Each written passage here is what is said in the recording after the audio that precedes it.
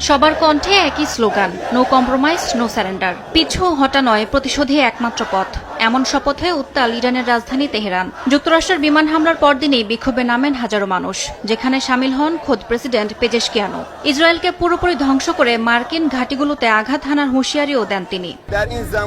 এই যুগে যখন শত্রুরা কোনো আইন বা নীতিমালার প্রতি দায়বদ্ধ নয়, আমাদের উচিত সামরিক বিকল্পে এগিয়ে যাওয়া। ইসরায়েলকে ধ্বংস করে যুক্তরাষ্ট্রের ঘাঁটিগুলোর ওপর আঘাত হেনে তাদের অঞ্চল ছাড়তে বাধ্য করতে হবে। আমেরিকা খুব বড় একটি ভুল করেছে। আমরা বহু বছর ধরে এই ভুলের অপেক্ষায় ছিলাম। এখন আমরা তাদের এমনভাবে জবাব দেব যাতে তারা সারা জীবন তা মনে রাখে। তেহরানে ক্ষোভের আগুন ছড়িয়েছে কানাডা ও লস অ্যাঞ্জেলেসেও। শত শত মানুষের কণ্ঠে যুদ্ধ বন্ধের দাবি। কেউ কেউ পুড়িয়েছেন মার্কিন পতাকা। তারা বলছেন, ফিলিস্তিনে গণহত্যা চালিয়ে যেতে এই যুদ্ধ বাধাতে চান ট্রাম্প। যুক্তরাষ্ট্রে বসবাসরত ইরানিরা বলছেন, পরিবারের কাউকে হারাতে চান না তারা।